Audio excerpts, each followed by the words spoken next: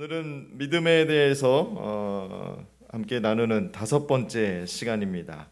여러분, 믿음은 성령이 선물로 주시는 것입니다. 그렇죠? 고린도전서 12장 3절 말씀에 기록하기를 뭐라고 기록되어 있냐면, 성령으로 아니하고는 누구든지 예수를 주시라 할 수 없느니라 라고 말하고 있어요. 그러니까 성령께서 우리에게 임재하셔서 우리를 통해서 고백하게 하는 것이 예수를 주라라고 말씀할 수 있도록 우리를 돕는다라는 거죠.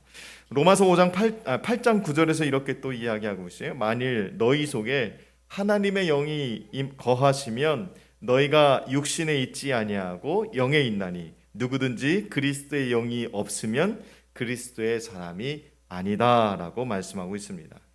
여러분, 믿음은 성령과 연관이 있다라는 것으로 우리가 볼 수 있는 말씀들인데, 근데 성령 충만의 기사와 이적은 언제나 기도하고 연관이 되어 있다라고 우리가 기억해야 될 줄로 믿습니다. 오전에 예배 전에 우리 신양희 부교님 가정당 교육 통해서 기도에 대해서 말씀을 하셨는데, 기도의 역사, 기도의 응답, 기도를 우리가 기도할 수 있도록 돕고 그 기도가 하나님 앞에 올라갈 수 있도록 돕는 분이 성령께서 모든 것을 주관하신다라는 것으로 우리가 기억하면 좋을 것 같아요. 그래서 우리가 간절히 하나님 앞에 기도하고 응답될 때 우리가 성령 충만하면 그 기도가 더욱더 올바르고 더 빠르게 응답되어 줄 줄로 믿습니다.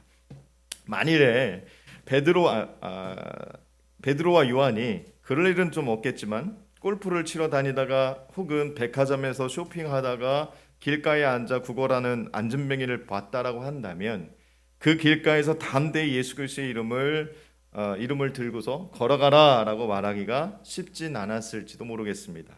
그들은 지금 성령이 충만해서 성전 민문으로 기도하러 올라가고 있는 상황 속에서 하나님을 향해 마음을 활짝 열고 은혜를 사모하는 마음으로 그렇게 성전을 향해 올라가고 있었다라는 거죠. 그러면서 안진뱅이를 만나게 됐다라는 것을 우리가 성경을 통해서 보게 되는데, 우리가 예배하러 오늘 예배당에 모일 때 이런 마음의 기대가 있게 되기를 소망합니다. 여러분, 예배당에 모였을 때 오늘은 누가 올까? 오늘은 어떤 말씀을 그냥 할까? 오늘은 밥이 뭘까?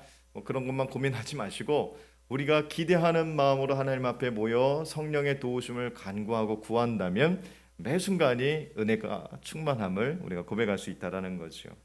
여러분, 말씀을 통해서 그리고 여러분의 간구하는 기도를 통해서 하나님의 성령이 여러분 안에 임재함으로 전적으로 주님을 의지하고 바라보고 도움을 구하는 그런 삶의 체질이 바뀌어야 될 줄로 믿습니다. 그렇게 바뀌게 되기를 소망합니다.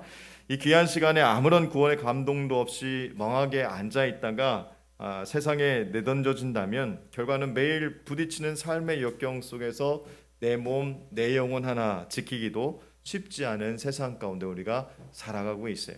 그래서 매일같이 우리는 말씀으로 무장되어 있어야 되고 매일같이 우리는 기도의 용사로 살아가야 될 줄로 믿습니다.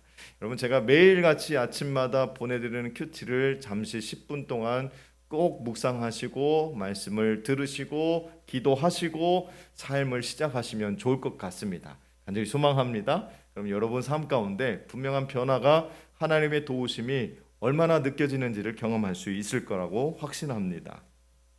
우리는 정해진 기간을 그렇게 살아가는 유한한 존재, 결국에 누구든지 다 하나님 앞에 가야만 되는 죽을 수밖에 없는 그런 유한한 존재다라는 것이죠. 평생을 살면서 그 가운데 의미 없이 보내는 시간이 있는가 하면 의미 있고 기억될 만한 시간을 보내는 경우가 있습니다. 그래서 에베소서 5장 16절에서 말씀하기를 세월을 아끼라 때가 악하니라 라고 말씀하시면서 의미 있는 시간을 보낼 것에 대해서 우리에게 권면하고 있어요. 여러분, 의미 있는 시간은 믿음의 때를 준비하며 기다리는 시간일 때 가능하다라는 것으로 말씀드리고 싶습니다. 믿음의 때는 온 인류뿐만 아니라 나에게 예수 그리스도가 오실 때를 말합니다. 하나님은 아담 이후에 타락한 인류를 구원하실 믿음의 때를 위해서 오랜 시간 동안 기다려 주셨어요. 인류 구원을 위해서 2000년 전 구약의 선지자들을 통해서 메시아를 보내시겠다고 약속을 해주셨습니다. 그리고 오랜 시간을 기다린 끝에 마침 메시아 예수 그리스도를 보내주셔서 구원의 역사를 시작하셨다라는 것을 여러분 우리는 다 믿고 있죠. 그 오랜 기간 동안 하나님은 참고 인내하시면서 기다리셨다라는 거죠. 만약 하나님께서 오래 참고 인내하지 않으셨다라고 한다면 우리 가운데 한 사람도 구원에 이르지 못했을 수도 있습니다.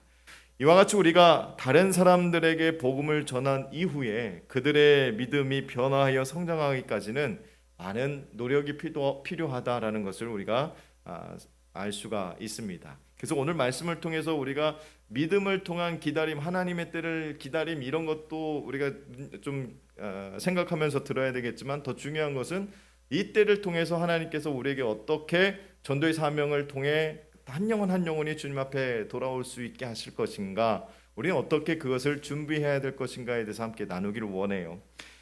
믿음의 변화를 위해서 우리에게 필요한 것이 뭘까요? 첫 번째는 시간이 필요하다라는 것입니다. 사도행전 14장 3절 말씀을 함께 보실까요? 14장 3절 말씀에 3번인데요. 함께 읽겠습니다. 시작. 두 사도가 오래 있어 주를 힘입어 담대히 말하니. 여기에 보니까 오늘 말씀에서 주목할 말씀은 오래 있어라는 것입니다. 두 사도는 자신을 향해 악한 마음을 품은 유대인들을 향해 오래 참고 지속적으로 복음을 가르쳤습니다. 여러분, 이 부분 잘 한번 생각해 보세요. 쉬운 일일까요? 자기들에게 악한 마음을 품고 있다라는 것은, 요즘 같은 세상의 뉴스를 보면 나에게 악한 마음을 품고 있는 사람들이 언제 쫓아올지, 언제 나에게 스토킹을 시작할지, 언제 나를 어떻게 괴롭힐지 아무도 모르는 그런 불안한 가운데 있어요. 근데 이 불안한 가운데 있는 이 두 사도가 그들을 위해서 끊임없이 참고 지속적으로 복음을 가르쳤다라는 거죠. 해코지를 당할 수도 있는 상황인데도 불구하고 그거에 연연하지 않았다라는 것을 우리가 볼 수가 있습니다. 왜 그랬을까요? 그들은 복음이 그만큼 그 사람들을 변화시킬 수 있을 거라는 확신이 있었기 때문에 그렇게 끝까지 지속적으로 가르쳤다라는 겁니다. 여러분, 복음의 사역 속에는 성령의 표적과 기사로 인해서 하나님을 쉽게 전하며 받아들이는 경우도 있지만, 그와 상반되는 악한 세력의 역사로 인해서 오랜 영적인 싸움이 있을 수도 있습니다. 믿음의 변화를 위해서는 오랜 시간이 필요합니다. 믿음의 때가 올 때까지 길이 참으셨던 주님과 같이 인내로서 오래 참는 법을 배워야 된다라는 거죠. 여러분 각자 한번 생각해 보세요. 나는 누군가 나에게 전도를 했을 때 그 전도하는 복음을 듣고 바로 교회 나오신 분 한번 손들어 보시겠습니까? 마침 내가 교회 나가고 싶어 죽을 뻔했는데 마침 나에게 전도를 해주셔서 감사합니다 하면서 그 주에 교회 나오신 분 계세요? 버티다가 그렇게 나오신 분들도 있을 거라고 생각해요. 제가 예전에 초등학교 4학년 때, 저는 그때 교회 가면 제가 이런 말씀 드려서 좀 죄송하지만 초등학교 4학년 때가 84년도였습니다. 저희 집안이 똥구멍 찢어지게 가난했을 그때에 교회에 가면 100원짜리 하나, 이제 헌금 하나 들고 가면 더 많은 것을 제가 얻어 먹을 수 있었다라는 그 행복감에 교회를 열심히 다녔던 기억이 나요. 철 없을 때죠. 그때 뭐 철이 있었겠습니까? 애들하고 놀고 뭐 먹을 거 많이 받아오니까 그래서 열심히 다녔던 그때. 근데 그때 옆에 권사님이 한 분 살고 계셨었어요. 근데 그 권사님이 저희 어머니를 전도하려고 얼마나 노력을 많이 하셨는지 모릅니다. 그때는 교회를 안 나가셨어요. 매일같이 매 주일마다 매 평일마다 이웃에 사니까 보일 때마다, 그때는 그런 게 있었어요. 여러분 기억나실 거예요. 하이타이. 기억나시죠? 하이타이. 요즘엔 하이타이 없죠? 그죠? 하이타이, 슈퍼타이 뭐 이런 거 하나씩 꼭 사들고 오고, 퐁퐁 사들고 오고, 아유 내가 이거 저희 어머니한테 말씀하시기를, 당신을 위해서 내가 기도하고 있는데 교회 한번 나오세요. 근데 저희 어머니는 꼭 그것만 받고 교회 안 나가셨어요. 제 속으로 얼마나 어떻게 저렇게 하실 수가 있지, 그런 생각을 했죠. 저는 그래도 교회는 나갔으니까 동생들하고. 쉽지 않은 거거든요. 지금도 그렇고 그때도 마찬가지로 쉽지 않습니다. 마음이 열리지 않으면, 생각이 열리지 않으면, 영혼이 열리지 않으면 아무리 우리가 많은 것을 얻어먹고 갖다 준다고 하더라도 그렇지 않으면 쉽지 않은 게 전도다라는 것을 깨닫게 되죠. 그럼에도 불구하고 참 그 권사님은 지속적으로 저희가 이사 가기 전까지 계속해서 찾아보고 와주시고 만나주시고 그러셨어요. 아마 그 전도의 그 씨앗들이 그렇게 뿌렸던 것들이 지금 아마 열매를 맺지 않았나라는 생각을 해보게 됩니다. 쉽지 않은 일이죠. 근데 우리가 그때까지, 믿음의 때가 올 때까지 길이 참으셨던 예수님과 같이 우리도 인내하면서 끝까지 그렇게 복음을 전해야 된다라는 겁니다. 하나님의 심판이 갑자기 온 것 같지만 하나님은 그의 백성들이 돌아올 수 있을 때까지 충분한 시간을 기다리셨다라는 겁니다.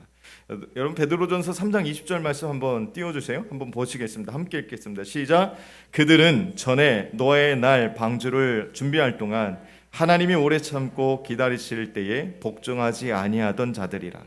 방주에서 물로 말미암아 구원을 얻은 자가 몇 명뿐이니 겨우 8명이라.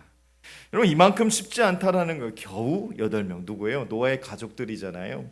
성도 여러분, 아무리 좋은 땅에 떨어진 씨라도 싹이 나고 자라서 열매가 맺기 위해서는 시간이 필요하다라는 겁니다.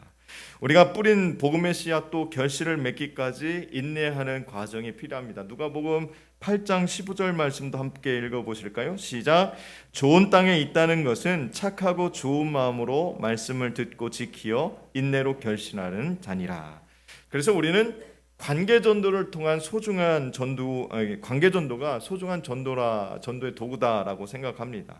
일시적인 행사로 한 번에 많은 부흥을 꿈꾸는 것보다 매일매일의 삶 속에서 만나는 사람에게 관심과 사랑과 격려와 진실한 관계를 맺어야 된다라는 것이죠. 그래서 우리가 어떤 행사가 있을 때 아니면 어떤 전도 기간이 있을 때 우리가 매일 나가잖아요. 그것도 중요하지만 매일같이 우리가 관계를 갖는 거예요. 요즘에는 여러분 SNS, 문자, 핸드폰 얼마나 좋습니까? 옛날에는 문자 한 통에 30원씩 내야 되지만 요즘엔 안 내잖아요. 카톡도 마찬가지고 무제한으로 여러분 쓸 수 있잖아요. 그럼 좋은 말씀 있으면 좀 보내주고 좋은 정보 있으면 좀 같이 보내주고 계속해서 관계를 맺어주는 거예요. 그러다가 어느 날 그분의 마음이 어떻게 열릴지는 아무도 모른다라는 거죠. 그것은 하나님께서 성령을 통해서 이야기하는 겁니다. 성령을 통해서 일하신다라는 거예요. 가족을 아까 우리 신양이 부교님 여기서 막 이제 가족을 위해서 기도하는데 남편을 위해서 계속 기도하면서 감사를 느낀다라고 말씀하셨는데 제가 그런 생각이 있어요. 앉아가지고 우리 그 신양이 부교님 남편분이 교회 나오시는 날 탕자가 돌아왔을 때 하는 잔치만큼 송아지를 잡아야 되겠다. 그런 다음에 신기순 부교님 남편 오는 날 또 잡아야 되겠다. 또 많아요. 우리 그 신효인 부교님 또 이제 본격적으로 예배 드리는 날 또 잡아요. 우리는 소가 한 4-5마리는 잡아야 되는 그런 상황인데 아무튼 끊임없이 우리는 관계를 맺어야 된다라는 거죠. 계속해서 내가 어떤 행사가 있을 때만 가서 삐쭉 고개만 얼굴만 내미는 것이 아니라 날마다 계속 관계하고 이번 주 오실 줄 알고 제가 기도 많이 했는데 이번 주 못 오셨네요. 그럼 다음 주도 제가 한번 기대해 보겠습니다라고 여러분 한번 그런 문자를 한번 날려보세요. 그렇게 한번 계속 관심을 가져보세요. 여러분 이웃 가운데 제가 말씀드리잖아요. 여러분 정말 사랑하는 사람이라고 한다면 그거 하나 못 하겠습니까? 여러분 소중하게 생각하는 사람이라고 한다면 그거 하나 수고하지 못할까요? 우리는 그런 수고를 통해서 우리는 그런 어떤 관계를 통해서 그분들이 주님 앞에 나와서 예수 그리스도를 믿는다고 한다면 가족이 아니라 누구든지에게든지 여러분 우리가 그러한 수고와 헌신이 필요할 줄로 믿습니다. 전도하기 쉽지 않은 시대죠. 그런데 생각해 보면 수십 년 전부터 매년 우리끼리 말하기를 전도하기 쉽지 않은 시대다라고 말해왔어요. 근데 한번 생각해 보세요. 그럼에도 불구하고 부흥하는 교회가 있고 그럼에도 불구하고 복음을 듣고 회심하는 사람은 여전히 있다라는 거죠.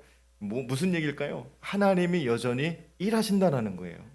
하나님이 여전히 기다리신다라는 거거든요. 근데 우리가 어떻게 하고 있는 겁니까? 그냥 전도하기 쉽지 않은 시대라고 말하면서 우리가 오히려 그것을 핑계로 게으르지는 않고 있나라는 생각도 해봐야 되지 않을까라는 생각을 갖게 됩니다. 기독교 또 교회에 관한 관심도 우리가 전도를 위해 접촉해야 될 사람들을 한 5가지로 구분해서 이렇게 구분할 수 있을 것 같아요. 첫 번째는 불러주면 교회에 나올 수 있는 사람들이 있다라는 거예요. 아무도 전도하지 않기 때문에 교회에 나올 기회를 갖지 못하는 사람들이 있습니다. 예수님에 대해서 소개하고 복음을 전하면 그 사람들은 이미 마음이 열려 있기 때문에 언제든지 교회로 향할 수 있다라는 겁니다. 두 번째는 기독교나 교회에 대해 어느 정도 호감을 가지고 있는 사람들이 있어요. 이 사람들을 살펴보면 어릴 적 교회를 다녀봤거나 주변 사람들이 교회 다니며 좋은 영향을 끼친 이유가 될 겁니다. 그런데 중요한 것은 그들 스스로가 교회로 발걸음을 하고 싶은 의향은 없다라는 거지요. 그래서 누군가 손을 붙잡고 끌어주기만 하면 못 이긴 척 교회로 발걸음을 옮길 수 있는 충분한 마음이 있는 사람들입니다. 세 번째는 종교나 자신의 삶에조차 특별한 관심이 없는 사람들입니다. 지극히 평범한 사람이라고 말할 수가 있겠는데요. 교회에 관심이 없을 뿐 아니라 어느 종교에도 관심이 전혀 없는 사람들입니다. 특별하게 모나거나 거친 삶을 살지는 않지요. 그저 관심 없고 귀찮은 사람입니다. 여러분, 이 사람들도 우리가 만나야 될 사람들이에요. 근데 네 번째는 선한 삶을 사는 것과는 좀 거리가 먼 사람들, 범죄자들, 거친 사람들, 험악한 사람들, 이런 사람들에 들어가겠죠. 흔히 말하는 나쁜 짓을 많이 하는 범죄형 사람들입니다. 복음을 전하기가 매우 꺼려지는 부류의 사람들이었어요. 오늘 두 사도가 누구를 만났다고 그랬어요? 악한 마음을 품고 있는 유대인들을 만났다라고 했잖아요. 그럼에도 불구하고 그들이 복음을 전했다라는 거죠. 이런 사람들이에요. 그런데 하나님의 성령은 이들에게도 역사하시기 때문에 우리가 교도소 선교나 특별한 경험을 통해서 그리스도인으로 돌아오는 사람들도 간혹 있기는 하다라는 겁니다. 마지막 다섯 번째는 철저하게 기독교에 대해서 반감을 품는 사람들이 그런 사람들입니다. 기독교라고 부르기도 하고 교회나 성도, 목회자에 대해서 스스럼 없이 험한 말을 내뱉는 사람들이에요. 특히 최근엔 이런 사람들이 급격하게 많이 나타나기도 합니다. 돌이켜보면 우리가 잘못했기 때문이라고 말할 수밖에 없죠. 아까 두 번째 제가 사례를 한번 드려봤는데 어떤 사람들이 있다라고 말씀드렸어요? 어릴 적 교회를 다녀봤거나 아니면 주변에 교회를 다니는 사람들이 자기에게 좋은 영향을 끼치는 사람들은 우리가 손을 내밀면 교회로 올 수 있다라고 생각하는데, 반대로 지금 다섯 번째 부류에 들어가는 사람들은 어떤 사람들이냐면 교회에 대해서 그렇게 좋은 인식을 갖지 못하는 거예요. 자기 주변에 교회 다니는 사람들이 그렇게 신실하지 못한 사람들을 봤을 때 더 그것들이 커지게 된다라는 겁니다. 그럼 여러분, 우리는 어떻게 해야 될까요? 우리 삶부터 먼저 재점검을 해봐야 되지 않을까요? 우리 삶부터 먼저 우리가 정말 하나님 앞에 섰을 때, 야, 넌 정말 그리스도인이야, 너는 정말 신앙인이야라고 그렇게 불릴 수 있을 만한 마땅한 사람이 될 때까지 우리는 부단히 노력하고 먼저 우리가 변화되어야 된다라는 그런 책임감이 있다라는 것이요. 그래서 우리가 다섯 번째 범죄형, 정말 기독교라고 부르고 목회자나 성도들을 대해서 폄훼하고 그렇게 험한 말을 하는 사람들이 생각을 바꿀 수 있는 일들이 많아야 되는데, 참 재밌는 거는 언론에서, 뉴스에서 좋은 거는 잘 소개가 안 돼요. 나쁜 일이 생기면 그 모든 것들을 다 드러내서, 물론 뭐 나쁜 일을 보도하는 게 문제가 아니라 나쁜 일을 한 게 문제죠. 좋지 않은 일을 한 교회가 문제죠. 성도가 문제고 목회자가 문제인 거죠. 그런 일이 나오지 않게 우리는 먼저 그렇게 우리 삶을 좀 돌이켜보면서 정말 말씀대로 순종하는 삶을 살아야 되는데, 그렇지 못하기 때문에 그렇게 비춰지는 것들이 그들에게 악한 감정을 갖게 한다는 겁니다. 예전에 말씀을 드렸던 기억이 있는데요. 결국 지금의 교회 다니는 사람들, 그리고 목회자들의 삶을 보면서 혐오를 갖게 되었다라는 겁니다. 여러분, 전도를 위해 우리가 접촉해야 될 사람들이 대략 이렇게 다양합니다. 힘들다고 포기할 수 없는 것이 바로 영혼 구원인데요. 끊임없이 기도하면서 돌이킬 수 있도록 우리의 삶도 점검하고 먼저 하나님 앞에 우리가 부끄럼 없이 거룩한 삶으로 변화된 삶을 살아가야 될 것입니다. 이게 먼저 우선순위가 되어야 될 줄로 믿습니다. 그리고 믿음을 가지고 기도하며 기다리다 보면 때가 되면 하나님께서 우리가 만나려는 사람들의 마음을 여시고 믿음을 그들에게 선물로 주시게 될 줄로 믿습니다. 불신자를 향해서 인내하며 지속적인 복음 전파를 감당할 수 있기를 간절히 소망합니다. 오랜 시간이 걸려도 포기하지 않는 것이 우리에게 필요하다라는 것이죠. 우리도 주님을 본받아 오랜 시간 복음을 전하면서 낙심치 말고 믿음의 때를 기다리는 모든 사람이 될 수 있기를 간절히 소망합니다. 우리 두 번째는 담대한 용기가 필요하다라는 거죠. 담대한 용기가 우리에게 필요합니다. 마태복음 12장 21절 이후의 말씀에 보면 이런 사람이 나와요. 귀신 들린 딸을 위해서 예수님 앞에 나오는 가나안 여인 한 분이 소개가 되고 있습니다. 여인이 예수 앞에 나와서 소리질러 이르되, 15장 21절 말씀에 보면 이런 말씀이 있어요. 주 다윗의 자손이여 나를 불쌍히 여기소서, 내 딸이 흉악하게 귀신 들렸나이다 라고 하면서 소리쳐 외칩니다. 여인이 이 큰 소리로 부르짖는 것은 어떤 상황이었기 때문에 가능했던 상황일까요? 그만큼 절박하다라는 상황이에요.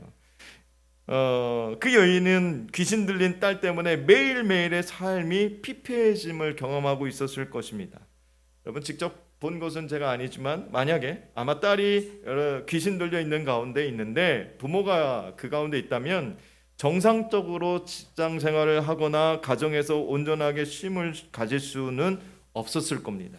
말 그대로 근심 걱정이 가득한 삶을 살아가고 있을 겁니다.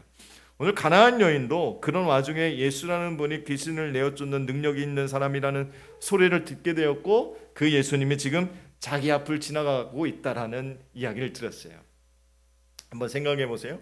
제가 예전에 몇몇 분들을 만나보고 이제 이야기하다 보면 암에 걸려서 이제 TV에서도 많이 나오죠. TV 다큐멘터리나 이런 데 가끔 보면 암에 걸려서 도저히 살아갈 수 없는 상황 속에 있을 때 그 가족들은 어떤 일들을 합니까?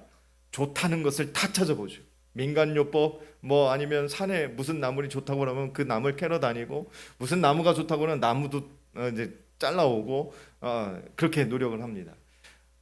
그 여인의 딸이 지금 어떤 병에 걸려 뭐가 어떻게 되어 있다요? 귀신에 들려 있다는 거예요. 귀신에 들려 있다라는 것은 어떤 상황일까요? 정상적인 지금 사람의 모습이 아니다라는 거예요. 지금 이 상태로 내 딸이 점점점 성장하다 보면 이게 지금 정상적인 삶으로 살아갈 수 없는 상황이기 때문에 부모의 입장에서 어떤 생각이 들까요? 지푸라기라도 잡아야 되는 그런 심정이에요. 근데 마침 그 모든 것을 행할 수 있는 분이 자기 앞을 지나간다고 했을 때 만약 여러분 같으면 어떻게 할까요? 예수님 저 좀 봐주세요. 우리 딸이 지금 귀신 들려서 죽을 것 같아요. 이렇게 점잖하게 말씀드릴 수 있는 분 계세요? 아니에요. 지금 이 가나안 여인은 지금 모든 옆에 사람들이 뭐라고 손가락질을 하든 자기의 모습이 좀 추하게 보이든 이런 것 전혀 상관하지 않는다라는 거예요. 뭐예요? 지금 자기의 절박함을 예수 앞에 그대로 드러내는 겁니다. 이 예수 다윗의 자손이요, 나를 좀 봐주세요. 좀 봐주세요. 제 말 좀 들어주세요라고 큰 소리로 외치면서 예수 앞에 나갔을 겁니다. 그때 그 가나안 여인은 예수님이 누군지도 정확히 알고 있었어요. 마태복음 15장 22절 하반절에 이렇게 말씀하고 있어요. 주 다윗의 자손이여라고 외쳤습니다. 메시아로 인지하고 있었다라는 거죠. 이 이야기는 무슨 의미로 우리에게 다가올 수 있을까요? 그럼에도 불구하고 그 여인에게 믿음이라는 것이 있었다라는 것이요. 고칠 수 있는 믿음. 메시아로 오신 분은 분명히 자신의 목소리를 들으실 것이고 구원해 주실 것이고 고쳐줄 수 있는 분이라는 사실을 정확하게 알고 있었다라는 겁니다. 예수 그리스도 앞에서 믿음으로 담대한 용기를 드러낸 여인의 모습을 우리가 볼 수 있는 겁니다. 여러분 복음을 바라보고 하나님을 바라봤을 때 우리의 삶에 새로운 활력이 생기고 힘이 솟아납니다. 왜 그럴까요? 이유는 성도가 하늘과 땅을 연결시키는 존재임을 보여주기 때문에 그렇습니다. 성도가 그리스도인이 주님을 바라보고 복음을 바라본다는 것이 무엇일까요? 이 땅에 살고는 있지만 하늘의 능력으로 하늘과 연결된 삶을 사는 것입니다. 하늘의 능력으로 이 땅을 살고 이 땅에서 드리는 기도의 능력으로 하늘을 움직이는 존재다라는 것이죠. 가나안 여인이 갈급하게 간곡하게 예수 앞에 나와 소리쳤다라는 것이 우리 성도의 모습이 되어야 된다는 거예요. 여러분 갈급함, 간절함, 우리가 가지고 있는 그런 모든 것들을 가지고 하나님 앞에 나올 때 여러분 누가 시키지 않아도 여러분 간절하게 하나님 앞에 기도하잖아요. 여러분한테 간절함이 지금 좀 줄어들었어요? 그래서 지금 우리의 외침이 좀 줄어들었을까요? 이 땅에 살아가고 있는 우리는 하늘과 연결되어 있는 존재로 살아가야 됩니다. 그렇기 때문에 우리가 복음을 전함에 있어서 담대한 능력이 우리에게 함께하는 줄 믿으시길 주의 이름으로 축복합니다. 3절 말씀을 함께 보겠습니다. 시작. 두 사도가 오래 있어 주를 힘입어 담대히 말하니 주께서 그들의 손으로 표적과 기사를 행하게 하여 주사 자기 은혜의 말씀을 증언하시니 라고 말씀합니다. 여러분 사도들은 주의 말씀을 담대히 전했습니다. 중요한 순서를 잊지 마시기 바랍니다. 오랫동안 주를 힘입어 담대히 말씀을 전했고 그 후에 주님께서 그들의 손으로 표적과 기사를 행하게 하였다라고 말씀하고 있어요. 사랑하는 성도 여러분, 먼저 담대함으로 인내와 용기를 가지시기를 주의 이름으로 축복합니다. 우리가 믿음을 갖고 하나님 앞에 간절함을 가지고 있다라고 한다면 우리 마음 가운데 담대함이 충만하게 임할 줄을 믿습니다. 두 사도들은 복음의 역경에 맞서 포기하지 않았어요. 그리고 담대함과 용기로 맞섰습니다. 이것이 사도적인 믿음의 특징입니다. 그 용기는 언제 생길까요? 주를 힘입을 때 생긴다라는 거죠. 우리들은 복음을 들고 나아갈 때 혼자가 아니라 반드시 주님이 함께 하심으로 용기를 내어 기도해야 합니다. 그런데 왜 우리가 이런 힘이 실제로 나타나고 있지는 않을까요? 여호와를 앙망하지 않고 있기 때문에 그렇습니다. 여호와 하나님을 앙망하는 자는 넘치는 기상이 생겨납니다. 여러분, 앙망이 뭐예요? 앙팡은 아는데, 그죠? 치즈 회사 앙팡은 아는데 앙망은 잘 모르죠. 좀 어렴풋이 알죠. 간절한 마음으로 우러러봄, 시편에 나와 있는 말씀이고요. 인내하면서 바라봄, 사모하고 인내하며 도움을 기다림. 하나님에게 시선을 고정시키고 온 마음으로 하나님을 사모함이라는 뜻을 가지고 있습니다. 여러분, 제가 다시 한번 읽어드릴게요. 간절한 마음으로 우러러봄, 인내하면서 바라봄, 그리고 사모하고 인내하며 도움을 기다림. 하나님께 시선을 고정시키고 온 마음으로 하나님을 사모함.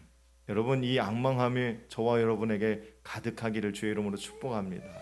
세상을 앙망하지 마시고 주변 사람들이 가지고 있는 것들에 대해서 앙망하지 마시고 하나님께 앙망할 수 있는 저와 여러분이 되기를 바랍니다. 이 앙망에 대해서 우리가 잘 알고 있는 말씀들이 있어요. 독수리가 날개치며 올라가 맡을 것이고 다른 박질하여도 곤비치 아니할 것이고 걸어가도 피곤치 아니할 거다.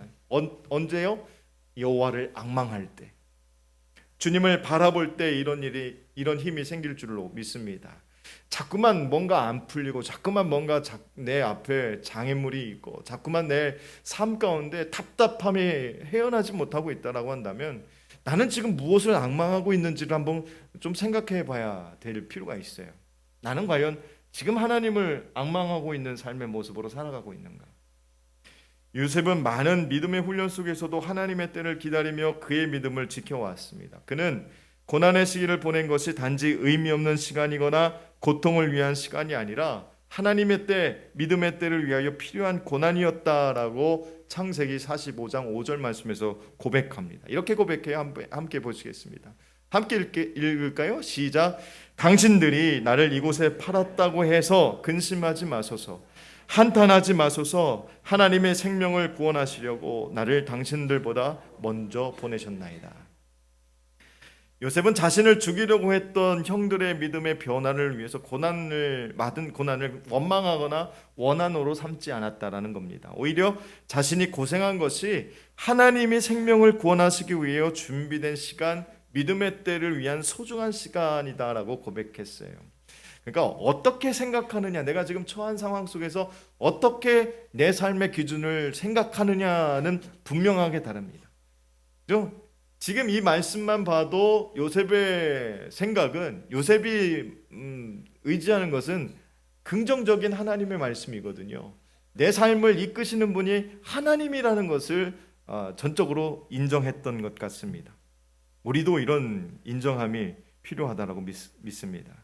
월마트 아시죠? 세계적인 유통업체, 우리나라에서는 월마트 철수하긴 했지만 월마트를 창립한 샘 월튼이라는 사람이 열정의 사람이었습니다. 그는 미국 전역에 있는 지점들을 돌아다니면서 물건을 사고 파는 일을 즐겨했다라고 합니다.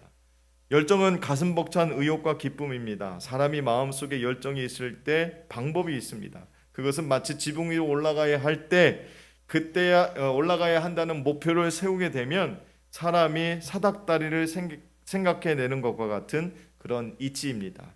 여러분, 뻐꾸기라는 새가 있어요. 뻐꾸기 많이 아는 이야기일 텐데요. 그 뻐꾸기라는 새는 다른 새의 둥지에 알을 낳고 다른 새가 부화시켜서 새끼를 키우게 합니다. 다른 새가 자기 알을 부화시키기 위해서 알을 품고 있을 때 뻐꾸기의 알도 품고 있다 보면 함께 부화가 되는 거죠. 도둑놈 심보라고 저는 생각합니다. 근데 그 둥지의 어미새는 그것도 모른 채 새끼들에게 줄 먹이를 열심히 구해오게 되는데 가장 크게 입을 벌리고 오래 버티고 적극적인 새끼의 입에다 먹이를 넣어줍니다. 그리고 어느 날 덩치가 큰 뻐꾸기 새끼가 다른 작은 새끼들을 둥지 밖으로 밀어냅니다. 그래서 혼자서 먹이를 받아먹고 자라납니다. 조류학자에 따르면 어미새가 자기 새끼도 아닌 뻐꾸기 새끼를 정성스럽게 키우는 이유가 먹이를 받아먹기 위해서 입을 딱 벌리고 있는 입속이 빨갛게 타오르는 것처럼 보여서 어미새의 마음을 사로잡기 때문에 먹이를 자꾸만 넣어준다라고 이야기를 했습니다. 우리가 하나님의 마음을 뺏는 길이 있습니다. 그것은 전심전력으로 주님을 구하고 찾는 겁니다. 앙망하는 거예요. 그리고 복음을 위해 헌신의 삶을 사는 겁니다. 열정을 다해 담대한 용기를 품고 주님 앞에 서서 순종의 열매를 맺는다고 한다면 우리의 삶은 놀라운 변화를 맛보게 될 줄로 믿습니다. 사도들의 변함없는 전도 행전을 여러분 한번 보시기 바랍니다. 복음에 증인된 삶을 산다는 것은 힘든 훈련이 필요합니다. 기다려야 되고 인내해야 되고 참아야 되고 자꾸만 그렇게 어려움 속에서도 하나님을 계속 바라봐야 되는 그런 훈련들이 우리에게 분명히 필요합니다. 때를 얻든지 못 얻든지 변함없이 주의 복음 전도자의 삶을 살아갈 때 복음의 열매를 맺게 하시는 섬세하신 하나님의 때, 믿음의 때를 경험하게 될 줄로 믿습니다. 여러분, 복음 전파하면서 믿음 성장을 위해 오래도록 기다리며 사역하는 바울의 마음을 본받기를 간절히 소망합니다. 또한 시련이 와도 포기하지 않고 용감하게 도전하며 큰 믿음으로 성장하는 축복을 우리가 누리시기를 간절히 소망합니다. 헛된 것을 바라보면 끊임없이 우리는 자꾸만 무너지게 돼요. 왜 무너지는지 이유도 잘 찾지 못합니다. 왜 그럴까요? 헛된 것을 바라봤기 때문에 그래요. 여러분, 길을 잘못 들면 한참 가다가 이 길이 아니구나 하고서 돌이켜서 와야 됩니다. 그럼 여러분 얼마나 많은 시간, 얼마나 많은 에너지를 허비한 겁니까?